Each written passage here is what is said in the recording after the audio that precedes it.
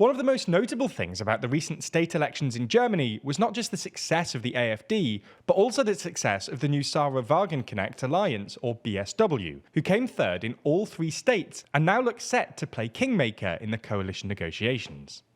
BSW combines left-wing economic policies with conservative cultural policies, and its rise has confounded commentators, who've struggled to place it on the traditional left-right axis.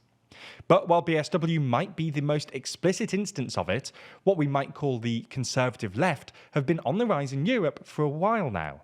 So in this video, we're going to take a look at who the conservative left are, what they actually want, and why they're becoming more popular. Before we start, if you haven't already, please consider subscribing and ringing the bell to stay in the loop and be notified when we release new videos.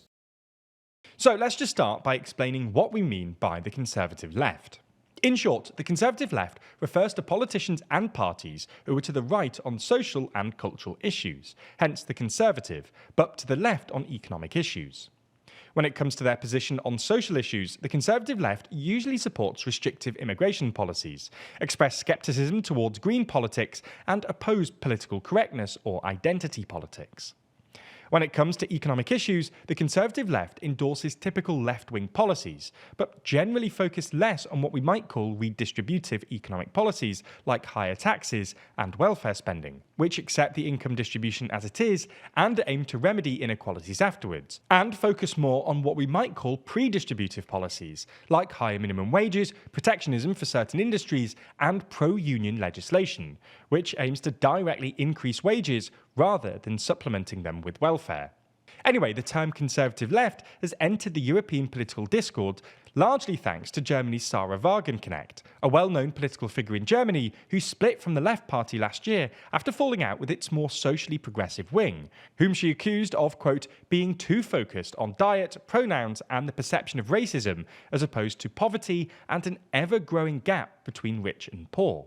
While her social policies are pretty conservative, she's generally sceptical of so-called identity politics, opposed to net zero because she thinks it'll hurt German industry, and opposed to further immigration on the grounds that it's bad for German workers, her economic politics are still pretty left-wing. She wants to increase taxes on the wealthy, break up big companies, and increase spending on stuff like pensions and infrastructure. Wagenknecht has also been a vocal critic of the Hartz labour reforms introduced by the Schröder government in the early 2000s, which she blames for Germany's relatively low wages. Despite only forming the party last year, her Sahra Wagenknecht Alliance, or BSW, came in 3rd place at the 3 state elections in East Germany this September, winning between 11 and 16% of the vote, and now looks set to play the role of kingmaker for any subsequent coalitions. While BSW only won 6 seats at the European Parliament elections back in June, Wagenknecht's outsized political profile has inspired recurring reports about the possibility of her creating a new conservative left group in the European Parliament, which would apparently include Italy's Five-Star Movement, the Czech coalition Stačilo, which translates to enough, and Slovakia's ruling Social Democrats, often known as Smer. Anyway, Wagenknecht's new party has both upended German politics and confused journalists, who've struggled to place her on the usual left-right axis. But while Wagenknecht's conservative leftism might feel innovative to Germans, this sort of politics has actually been around in Europe for a while. In Central and Eastern Europe particularly, many electorally successful parties pivoted towards conservative left politics in the 2000s and 2010s. Hungary's Fidesz, Poland's Law and Justice Party, and Slovenia's Social Democrats were all pretty liberal on both social and economic questions back in the 90s and 2000s, but they then all took more actively conservative positions on cultural issues and, at least in the case of Fidesz and Law and Justice, shifted to the left on economic issues in the 2000s and 2010s. Another good Central European example is Slovakia's ruling Smer party, led by incumbent Prime Minister Robert Fico, who are often described as left nationalist and who've dominated Slovak politics since 2006.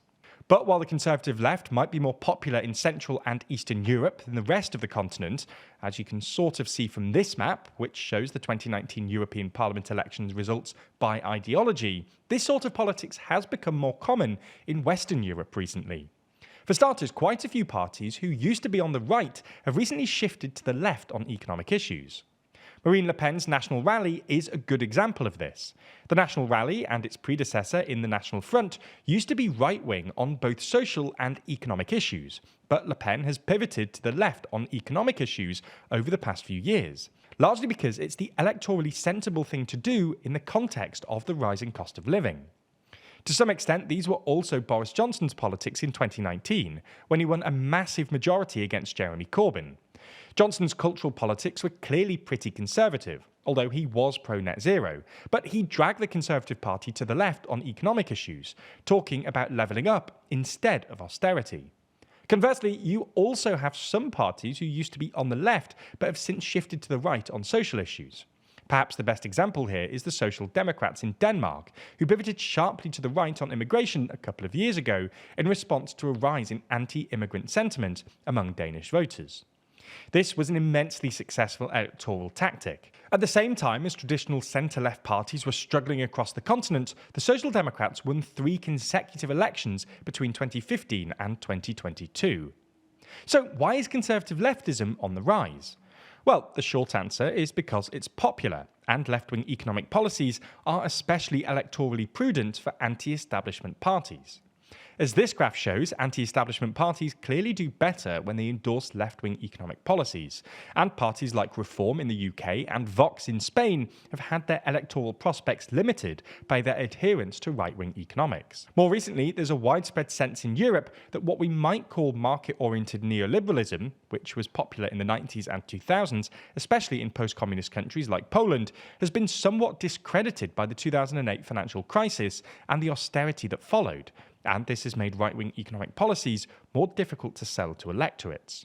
And the final reason we can see is that, in the past decade or so, many traditional left-wing parties have focused more on cultural issues like identity politics and less on old-school left-wing economics, which has created the political space for new parties with a great emphasis on left-wing economics and more conservative attitudes to cultural issues.